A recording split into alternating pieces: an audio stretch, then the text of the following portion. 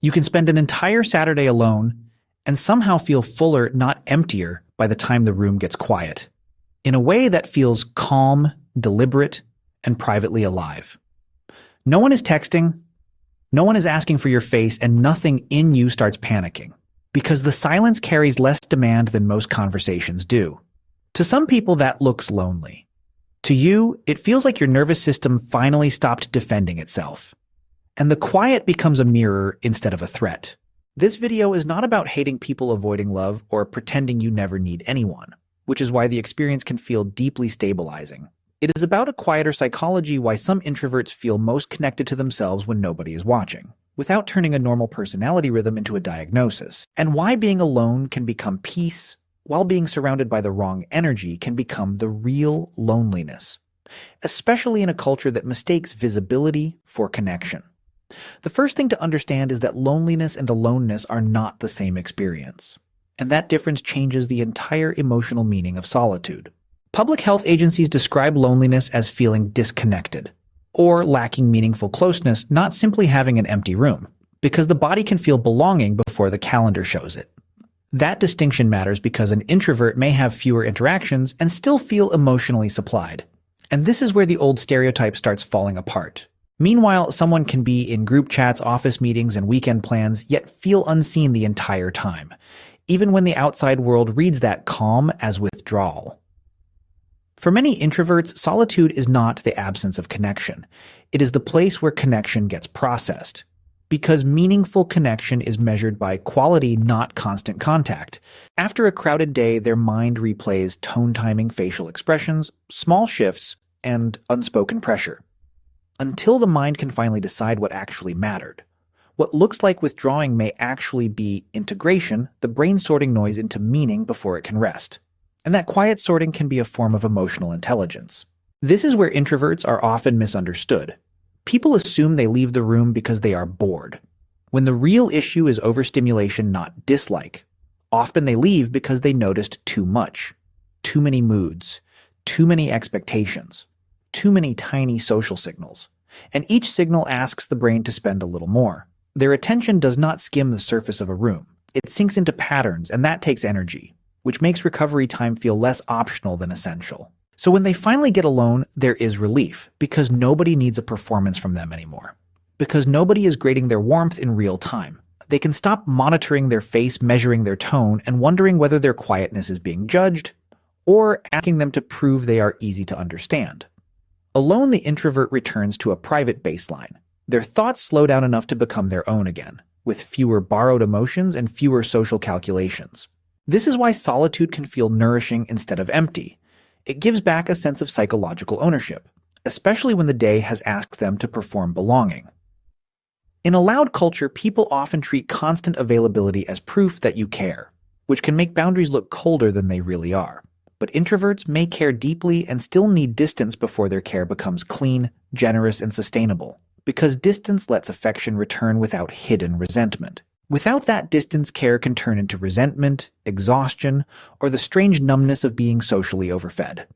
And that is often mistaken for being difficult or aloof. One reason some introverts rarely feel lonely alone is that their inner life is highly populated. So the room is quiet, but the mind is not empty. They are not sitting with nothing. They are sitting with memory, imagination questions, patterns, music, and unfinished meaning, including memories, imagined futures, moral questions, and creative fragments. A quiet room gives those inner materials enough space to arrange themselves into something understandable, without the pressure to explain itself before it is ready. That inner richness is not better than social energy. It is simply a different way of being stimulated. And difference is not the same thing as deficiency. Extroverted environments often reward quick response, visible enthusiasm, and a fast emotional tempo, which can be exhausting for people who process slowly and deeply.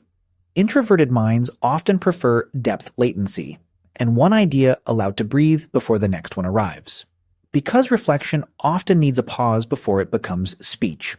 So solitude becomes less like isolation and more like the correct temperature for the mind, where attention can settle instead of being pulled apart. There is also a protective layer. Some introverts learned early that being visible, could invite correction, especially if childhood made quietness feel like a flaw. They were told they were too quiet, too sensitive, too serious, or too hard to read, as if their nervous system needed a translation nobody offered. Over time, alone stopped feeling like punishment and started feeling like the only place they were not translated badly, because solitude became the first place that did not misname them. This does not mean isolation is automatically healthy. The CDC warns that social disconnection can harm mental and physical health, and the evidence matters because isolation can become harmful.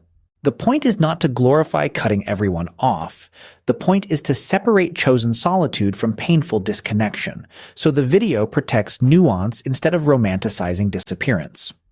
Chosen solitude has a different emotional texture. It feels spacious, voluntary, restorative, and quietly alive, like opening a window in a room that was too warm. Painful isolation feels trapped, unwanted, invisible, and starved for a kind of closeness that never arrives. And the body usually knows the difference before words do. A healthy introvert can enjoy being alone and still value a few relationships that feel real, because connection is still a human need, not a weakness. They may not need constant contact, but they do need sincerity, emotional safety, and people who do not punish silence. And safety is what lets depth replace constant performance. That is the competitive truth. Many shallow videos miss introverts are not lonely because they are alone, which is the deeper reframe behind the whole title.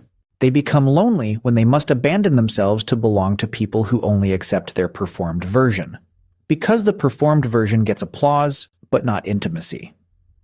Think about the office kitchen where everyone is laughing and you are technically included, where belonging exists on paper but not in the nervous system. You smile, nod, and contribute enough, but inside you feel miles away from the room, as if the social scene is happening behind thick glass. Now compare that to sitting alone after work making dinner slowly with your phone face down, and the contrast is almost embarrassingly clear. There is no applause, no audience, no proof of popularity, yet your body unclenches, because nothing in the room is asking for a mask. That unclenching is information. It tells you which environments ask you to disappear from yourself, and body-level information is often more honest than social pressure. The introvert who is never lonely alone has usually built a relationship with their own attention. They know how to follow a thought without immediately outsourcing it to someone else's reaction. They know how to let feelings rise, name themselves, and pass without becoming social emergencies. They may even discover that boredom, when protected from endless scrolling, becomes a doorway into creativity. This is why quiet people often have strong private rituals, walks, reading, journaling, music, late-night thinking. Those rituals are not empty habits. They are emotional maintenance systems that help the self stay coherent. But there is a boundary here. Solitude should restore your capacity to connect, not quietly erase it. If being alone becomes fear of all closeness, or if every invitation feels dangerous, something deeper may need care. The healing path is not forcing yourself to become louder. It is learning the difference between peace and retreat. Peace says I am alone because I can hear myself here. Retreat says I am alone because connection feels unsafe. When introverts learn that difference, they stop apologizing for needing space and stop romanticizing total disappearance.